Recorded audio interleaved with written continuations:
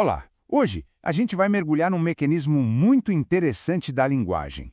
Sabe como algumas conversas, que até parecem um diálogo, são na verdade uma demonstração de poder? Vamos entender direitinho como isso funciona. Já parou para pensar nisso? Puxa, numa conversa normal a gente troca ideia, um fala, o outro responde, mas num sermão ou em qualquer discurso de autoridade, a dinâmica é completamente outra. A pergunta que vai guiar nossa análise é exatamente essa. O que realmente está acontecendo ali, em termos de linguagem? E para entender esse fenômeno a fundo, a nossa análise se baseia toda neste artigo acadêmico. É ele que nos dá as ferramentas para decifrar como a linguagem consegue construir e manter relações de poder, especialmente, olha só, no discurso religioso. Então, vamos começar pelo conceito mais fundamental. A primeira coisa que a gente precisa entender é a natureza do que os acadêmicos chamam de discurso autoritário. E o ponto principal é, ele não foi feito para ser uma troca. A palavra-chave aqui é não reversibilidade. Eu sei, parece um nome complicado, mas a ideia é bem simples, na verdade. Pensa assim, em certos tipos de discurso, quem fala, fala, e quem ouve, ouve. Os papéis são fixos, eles não podem ser invertidos como acontece numa conversa normal. E olha que interessante o contraste que a gente vê aqui. De um lado, o diálogo do dia a dia, uma via de mão dupla, onde a gente negocia significados. Do outro, o discurso autoritário, uma via de mão única, onde o significado é imposto e os papéis, como a gente viu, não mudam. O objetivo ali não é interagir, é conseguir submissão. E essa citação do estudo, nossa, ela ilustra isso de um jeito brilhante. A própria palavra captura os participantes nos seus papéis. Não tem espaço para troca, entende? A estrutura da comunicação simplesmente impede que isso aconteça.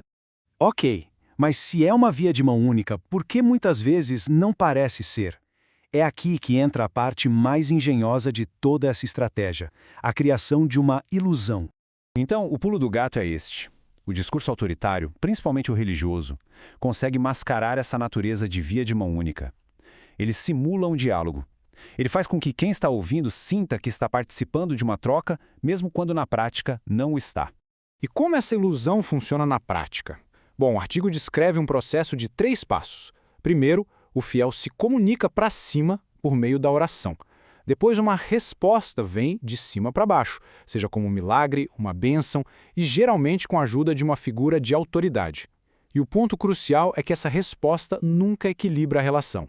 Pelo contrário, ela reforça ainda mais a hierarquia. O milagre, dentro dessa lógica, acaba funcionando como a prova final. É aquele momento em que a comunicação de mão única parece ter sido respondida, confirmando para quem tem fé que um diálogo realmente aconteceu entre o plano humano e o divino. Certo, então a ilusão está montada. Mas quais são as ferramentas da linguagem, assim, bem específicas, que são usadas para construir e manter essa ilusão? Vamos para a próxima parte para ver como isso se materializa no discurso. O estudo destaca 3 ferramentas linguísticas principais. A primeira é o imperativo, que dá ordens diretas. A segunda, as metáforas, que simplificam ideias complexas em imagens fáceis de entender. E a terceira, o uso de termos no idioma original, que cria aquela aura de conhecimento exclusivo, sabe? O imperativo é a ferramenta mais direta de todas. Frases como faça isso ou acredite nisso não são um convite para o debate. Elas estabelecem uma verdade e exigem conformidade, fechando na hora qualquer chance de reversibilidade.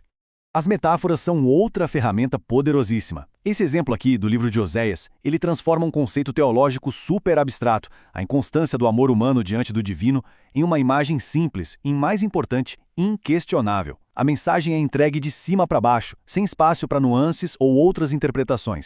E, por fim, o uso de termos em grego ou hebraico, como aquela famosa distinção entre os tipos de amor, posiciona quem está falando como um guardião do conhecimento verdadeiro. Isso cria uma barreira intelectual, reforçando que só aquela pessoa tem acesso ao significado real. E o papel de quem ouve é simplesmente receber essa verdade. Agora que a gente já entendeu o mecanismo e as ferramentas, vamos ampliar um pouco o nosso foco. Porque essa estratégia de comunicação não se limita de jeito nenhum apenas ao campo da religião. No fim das contas, o que essa ilusão faz é transformar uma relação de poder em algo que se parece com uma parceria.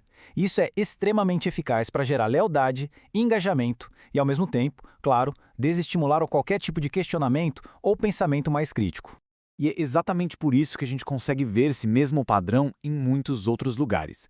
Num discurso político que pede participação enquanto impõe uma agenda, na publicidade que cria uma conversa com o consumidor para vender um produto. A estrutura é surpreendentemente parecida. E isso tudo nos leva à reflexão final. Agora que a gente conhece esse padrão, a pergunta que fica é: em que outras áreas do nosso dia a dia uma estrutura de poder autoritária se apresenta como um diálogo aberto? A resposta pode revelar muito, mas muito mesmo, sobre como a linguagem está moldando nosso mundo.